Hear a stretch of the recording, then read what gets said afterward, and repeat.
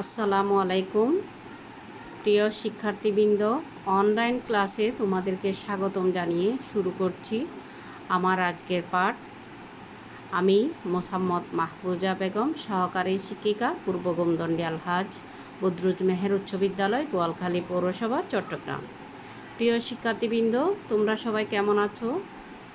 আশা করি আল্লাহর অশেষ মেহেরবানিতে করোনার এই দুঃসময়েও, এই কঠিন পরিস্থিতিতেও তোমরা যার যার অবস্থানে সুস্থ এবং নিরাপদে আছো। আমিও আল্লাহর অশেষ মেহেরবানিতে খুব ভালো আছি। প্রিয় শিক্ষার্থীবৃন্দ, তাহলে আর বেশি কিছু না বলে আমরা আমাদের পাঠে মনোযোগ দিই। আমি আজকে তোমাদেরকে পড়াবো বাংলা প্রথম পত্র, শ্রেণী নবম দশম। আমার আজকের পাঠ শিরোনাম হচ্ছে জীবন সঙ্গীত, লিখেছেন হেমচন্দ্র বন্দ্যোপাধ্যায়। প্রিয় শিক্ষার্থীবৃন্দ, প্রথমে আমরা পাঠ পরিচিতিটি একটু কবি পরিচিতিটি একটু দেখে নেব। কবি হেমচন্দ্র বন্দ্যোপাধ্যায় 1838 সালের 17 এপ্রিল জন্মগ্রহণ করেন। তিনি হুগলি জেলার গুলিটা রাজবল্লভহাট গ্রামে জন্মগ্রহণ করেন। 1859 সালে কলকাতা বিশ্ববিদ্যালয় থেকে তিনি স্নাতক ডিগ্রি লাভ করেন।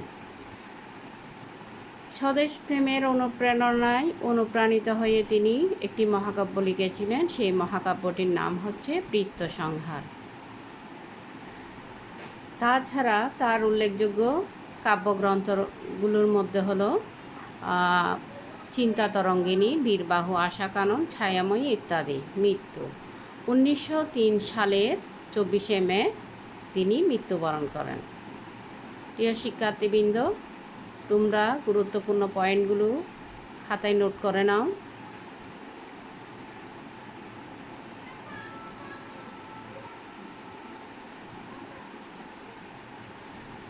প্রিয় শিক্ষার্থীবৃন্দ, আমি কবিতাটি একটু আবৃত্তি করে তোমাদেরকে প্রথমে শোনাবো, এরপর বিশ্লেষণ করব। জীবন সঙ্গীত, লিখেছেন হেমচন্দ্র বন্দ্যোপাধ্যায়। বলো না কাতর স্বরে, বৃথা জন্ম এ সংসারে, এ জীবন নিশার স্বপন। দ্বারা পুত্র পরিবার, তুমি কার কে তোমার, বলে জীব করুণা ক্রন্দন। মানব জনম সার এমন পাবে না আর, বাহ্য দৃশ্যে ভুলো না রে মন। কর যত্ন হবে জয়, জীবাত্মা অনিত্য নয়, ওহে জীব কর আকিঞ্চন। করুণা সুখের আশ, করুণা দুঃখের ফাঁস, জীবনের উদ্দেশ্য তা নয়। সংসারে সংসারী সাজো, কর নিত্য নিজ কাজ, ভবের উন্নতি যাতে হয়। দিন যায় ক্ষণ যায়, সময় কাহারও নয়, বেগে ধায় নাহি রহে স্থির। সহায় সম্পদ বল, সকলে গুছায় কাল, আয়ু যেন শৈবালের নীর। সংসারে সমরাঙ্গনে, যুদ্ধ করো দৃঢ়পণে, ভয়ে ভীত হইও না মানব। করো যুদ্ধ বীর্যবান, যাই যাবে যাক প্রাণ, মহিমায় জগতে দুর্লভ। মনোহর মূর্তি হেরে, ওহে জীব অন্ধকারে, ভবিষ্যতে করুণা নির্ভর। অতীত সুখের দিন পুনঃ আর ডেকে এনে, চিন্তা করে হইও না কাতর। মহাজ্ঞানী মহাজন যে পথে করে গমন, হয়েছেন প্রাতঃস্মরণীয়। সেই পথ লক্ষ্য করে, স্বীয় কীর্তি ধ্বজা ধরে, আমরাও হব বরণীয়। সমর সাগর তীরে পদাঙ্ক অঙ্কিত করে, আমরাও হব হে অমর। সেই ছিন্ন লক্ষ্য করে, অন্য কোনো জন পড়ে, যশোদারে আসিবে সত্তর। করুণা মানবগণ, বৃথা কয় এ জীবন, সংসার সমরাঙ্গন মাঝে সংকল্প করেছ যাহা, সাধন কর তাহা রত হয়ে নিজ নিজ কাজে। প্রিয় শিক্ষার্থীবৃন্দ, আমরা এবার কঠিন শব্দের অর্থগুলো একটু দেখে নেব। কাতর স্বরে অর্থাৎ করুণভাবে। বাহ্য দৃশ্য বাইরের জগতের চাকচিক্যময় রূপ। অনিত্য চিরকালের নয়, আকিঞ্চন চেষ্টা। ভবের জগতের সমরাঙ্গনে যুদ্ধক্ষেত্রে বীর্যবান শক্তিমান প্রাতঃস্মরণীয়, সকালবেলায় স্মরণ করার যোগ্য। এবার আমরা কবিতাটি একটু বিশ্লেষণ করব।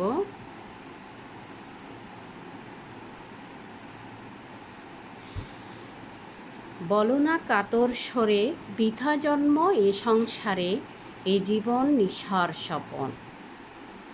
কবি এখানে মানব জাতিকে উদ্দেশ্য করে বলেছেন, তারা যেন কাতর স্বরে অর্থাৎ করুণ স্বরে না বলে, এই পৃথিবীতে, এখানে সংসার মানে হচ্ছে পৃথিবী, এই পৃথিবীতে তাদের শুধু শুধু জন্ম হয়েছে, কোনো উদ্দেশ্য নেই, অযথা তাদের জন্ম, সেই কথাটি তিনি এখানে বলতে নিষেধ করেছেন।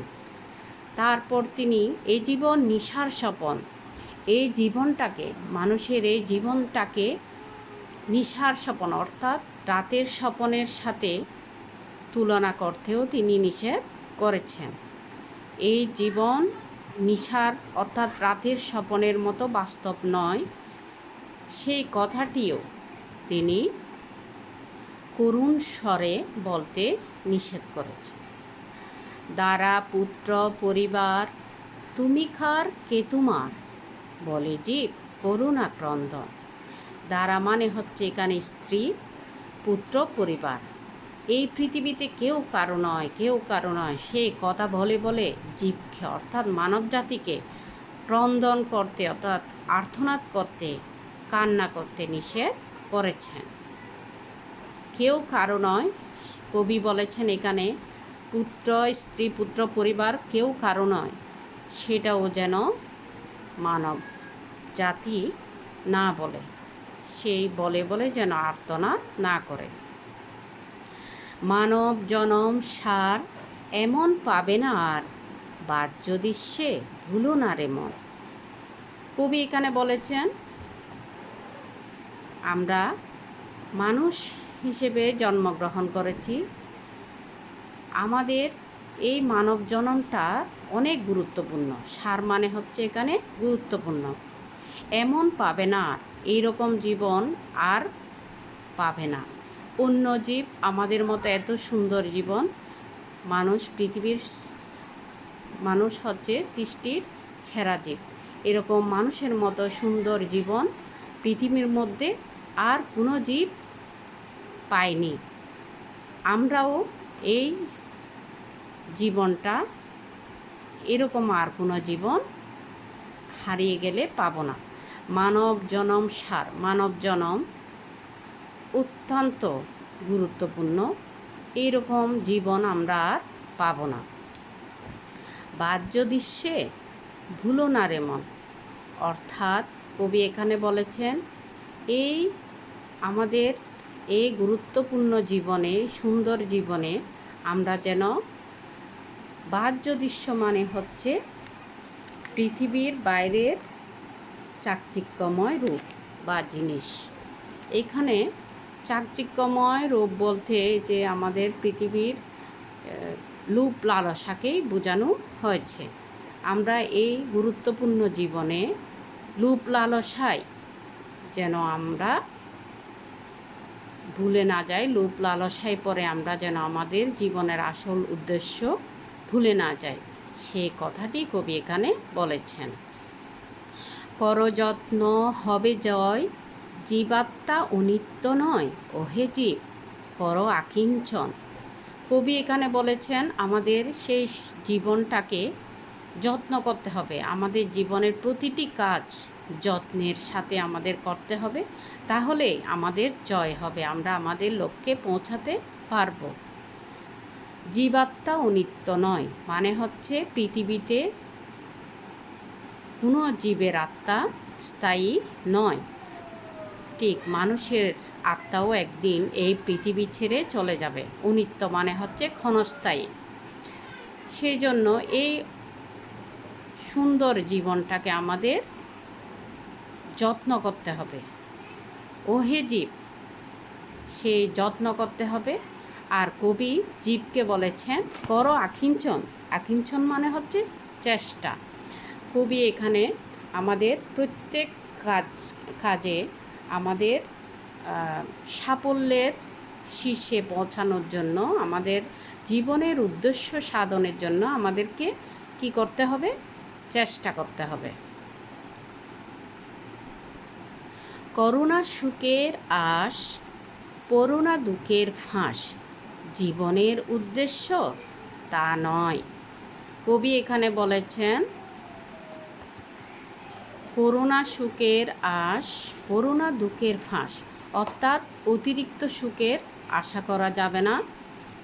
আমরা যত বেশি সুখের আশা করব, সুখটা হচ্ছে মানুষের মনের ব্যাপার, যে অল্পে সন্তুষ্ট সেই সুখী।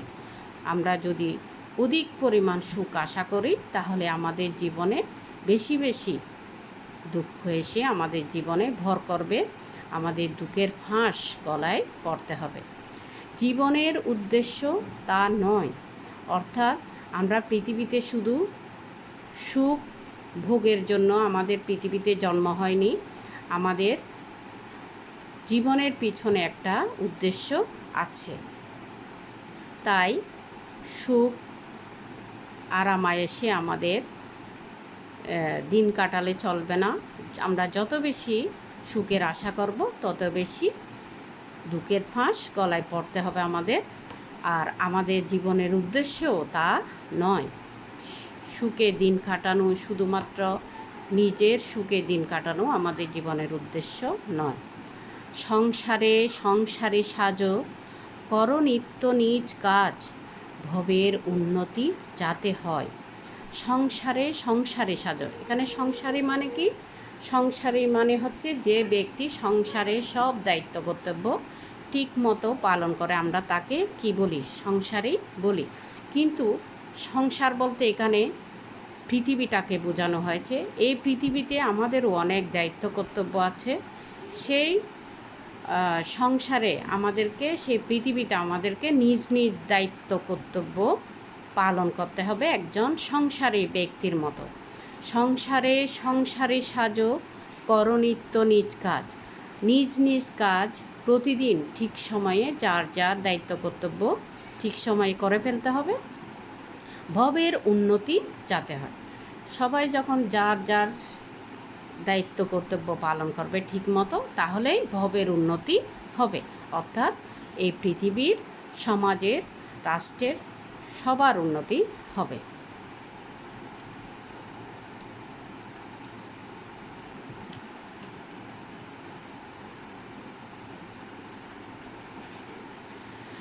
দিন যায় ক্ষণ যায়, সময় কাহারও নয়, বেগে ধায় নাহি রহে স্থির। কবি এখানে বলেছেন আমাদের দিন চলে যাচ্ছে, আমাদের প্রতিটি মুহূর্ত চলে যাচ্ছে। ক্ষণ মানে মুহূর্ত, সময় কাহারও নয়। আমরা ইংরেজিতে একটি প্রবাদ আছে, time and tide wait for none. সময় এবং স্রোত কাহারও জন্য অপেক্ষা করে না।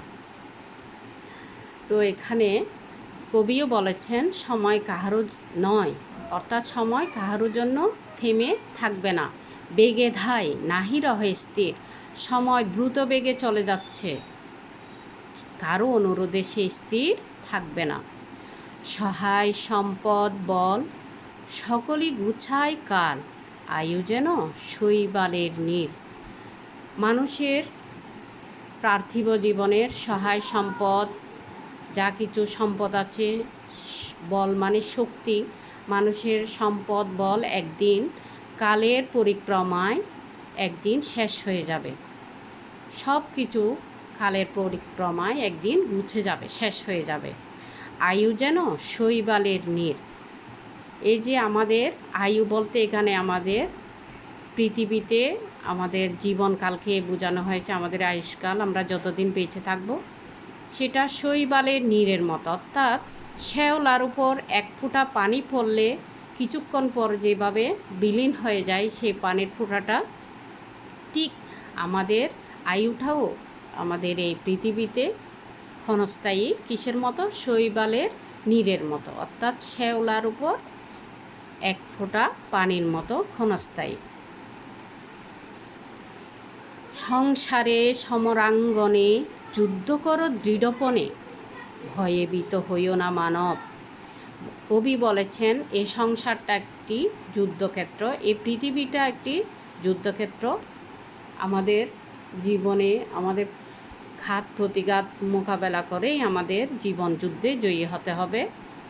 সেই জীবন যুদ্ধে আমাদের দৃঢ়পনা অর্থাৎ কঠোর মনোবল নিয়ে, কঠোর সংকল্প নিয়ে আমাদের যুদ্ধ করতে হবে। ভয়ে ভীত হইও না মানব। সেই যুদ্ধক্ষেত্রে আমাদের ভয় পেলেই চলবে না, আমাদের সাফল্য আসবে না।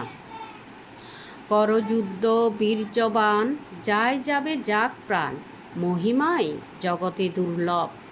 কবি এখানে বলেছেন বীর্যবান, আমাদেরকে এই পৃথিবীতে সংসার সমরাঙ্গনে আমাদের যুদ্ধ করতে হবে কিসের মতো? বীর্যবানের মতো, অর্থাৎ শক্তিমান পুরুষের মতো, শক্তিমান যোদ্ধার মতো আমাদের যুদ্ধ করতে হবে এই পৃথিবীতে। যাই যাবে যাক প্রাণ, অর্থাৎ তাতে যদি আমাদের প্রাণও যায় তারপরও আমাদের যুদ্ধ করে যেতে হবে, কারণ মহিমায় জগতে দুর্লভ। মহিমা মানে হচ্ছে মহত্ব, অর্থাৎ যে মহিমা হচ্ছে গৌরবান্বিত ব্যক্তি জগতে দুর্লভ। সে গৌরবান্বিত ব্যক্তি সহজে পৃথিবীতে খুঁজে পাওয়া যায় না, অনেক কষ্ট করে সে গৌরবান্বিত মহিমান্বিত হতে পারে। তাই আমাদের যুদ্ধ করতে হবে দৃঢ়পণে। মনোহর মূর্তি হেরে ওহে জীব অন্ধকারে, ভবিষ্যতে করুণা নির্ভর। মনোহর মূর্তি হেরে, মনোহর মানে যে জিনিস আমাদের মন হরণ করে, অর্থাৎ মনকে আকর্ষণ করে, সুন্দর মূর্তি মানে হচ্ছে এখানে আকৃতি, সুন্দর কোনো কিছু দেখে, সুন্দর আকৃতি দেখে ওহে জীব অন্ধকারে, অর্থাৎ না জেনে না বুঝে, ভবিষ্যতে করুণা নির্ভর, সেটার উপর আমাদের সেই সুন্দর কোনো কিছু, সুন্দর ব্যক্তি বা সুন্দর কোনো জিনিস দেখে এটাকে যাচাই বাছাই না করে তার উপর আমাদের ভবিষ্যতের জন্য নির্ভর করা চলবে না।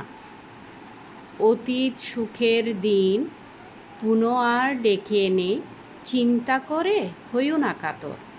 অতীত সুখের দিন, অতীতে হয়তো আমরা একদিন অনেক সুখে ছিলাম, সেই সুখের দিন আজকে আমরা হয়তো দুঃখে দিন কাটাচ্ছি। মানুষের জীবন তো সুখ দুঃখ নিয়ে, এক সময় সুখ এক সময় দুঃখ, কিন্তু অতীতের সুখের দিন যদি আমি বর্তমানে বারবার স্মরণ করি, দুঃখের সময় যদি আমি অতীতের সুখের দিনগুলির কথা বারবার স্মরণ করি, পুনঃ মানে হচ্ছে এখানে বারবার, তাহলে সে চিন্তা করি, তাহলে আমি আরও কাতর হয়ে পড়ব, মানুষ আরও তার মনের কষ্টটা আরও বেড়ে যাবে।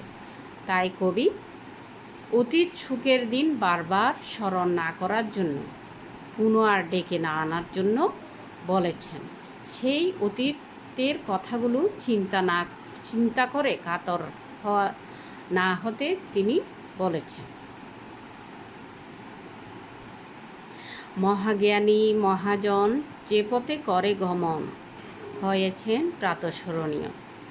মহাজ্ঞানী যিনি অনেক জ্ঞানের অধিকারী, আর মহাজন মানে হচ্ছে মহৎ যে জন, সেই মহাজ্ঞানী মহাজনরা যে পথে করে গমন, অর্থাৎ যে আদর্শ নিয়ে তারা এই পৃথিবীতে তাদের মহৎ কাজ সম্পন্ন করেছেন, যে আদর্শে তারা তাদের পথে পাড়ি জমিয়েছেন, হয়েছেন প্রাতঃস্মরণীয়। যেই পথে চলে তারা স্মরণীয় হয়েছেন। প্রাতঃস্মরণীয় মানে স্মরণ করার যোগ্য। এই পৃথিবীতে তারা প্রাতঃস্মরণীয় হয়ে আছেন, অর্থাৎ পৃথিবীর মানুষের মনে তারা স্মরণীয় হয়ে আছেন, শ্রদ্ধার যোগ্য হয়ে আছেন।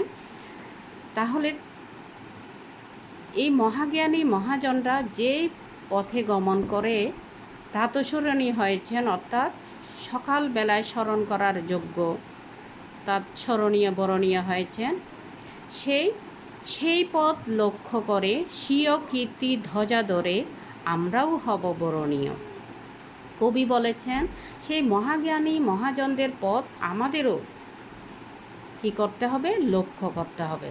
সেটি লক্ষ্য করে স্বীয় কীর্তি ধ্বজা ধরে যদি আমরা তাদের পথটা লক্ষ্য করি, তাহলে আমরাও স্বীয় কীর্তি, নিজের সুনাম অর্জন করে নিজের সুনামের পতাকা ধরে, ধ্বজা মানে হচ্ছে পতাকা, স্বীয় কীর্তি মানে নিজের খ্যাতি, সুনাম, এই নিজের খ্যাতির পতাকা ধরে আমরাও হব বরণীয়। আমরাও একদিন তাদের মতো বরণীয় হয়ে উঠতে পারব। সমর সাগর তীরে পদাঙ্ক অঙ্কিত করে আমরাও হব হে অমর। তারা যেমন সমর সাগর, যুদ্ধক্ষেত্রে, সংসার সাগর তীরে সবখানে তাদের পদচিহ্ন অঙ্কিত করেছেন, তাদের জীবনের আদর্শ রেখে গেছেন। সেই পদাঙ্ক অঙ্কিত করে মানে পায়ের চিহ্ন বলতে এখানে তাদের আদর্শকে বোঝানো হয়েছে। তারা যে পৃথিবীতে আদর্শ রেখে গেছেন, তাহলে সেই পথে যদি আমরা কি করি, লক্ষ্য করি, তাহলে আমরাও হব হে অমর। আমরাও কি হতে পারবো? তাদের মতো অমর হতে পারবো। সেই চিহ্ন লক্ষ্য করে অন্য কোনো জন পরে যশোদ্দারে আসিবে সত্তর।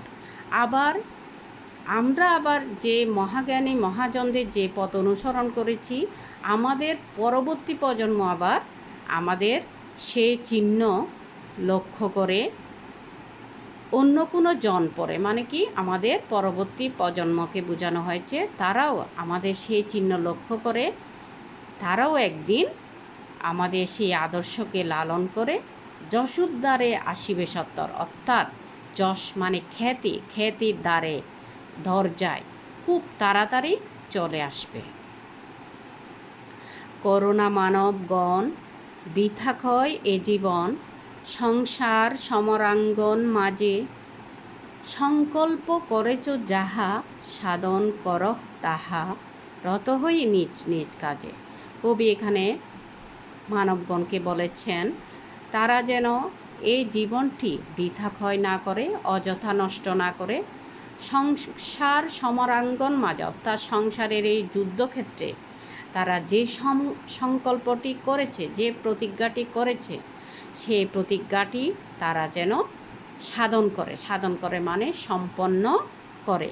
তাহলে সেই প্রতিজ্ঞাটি কিভাবে তারা সম্পন্ন করবে?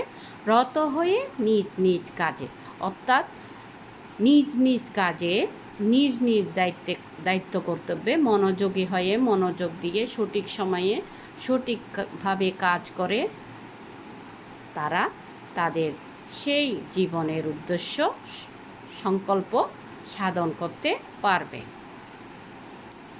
প্রিয় শিক্ষার্থীবৃন্দ, আশা করি তোমরা এই কবিতাটির সারমর্ম বুঝতে পেরেছ। এবার আমি তোমাদেরকে কিছু বাড়ির কাজ দিব, তোমরা একটু খাতায় লিখে নাও। 1, এগুলো হচ্ছে অনুধাবনমূলক প্রশ্ন। জীবাত্মা অনিত্য নয় বলতে কবি কি বুঝিয়েছেন? আয়ু যেন শৈবালের নীড় বলতে কি বোঝানো হয়েছে? 3 নাম্বার, কিভাবে ভবের উন্নতি করা যায়?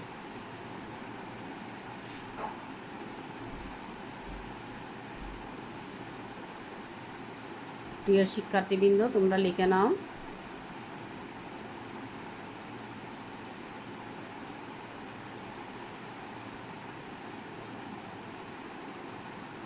প্রিয় শিক্ষার্থীবৃন্দ, সবাইকে ধন্যবাদ জানিয়ে আমি আজকের ক্লাস শেষ করছি। খোদা হাফেজ।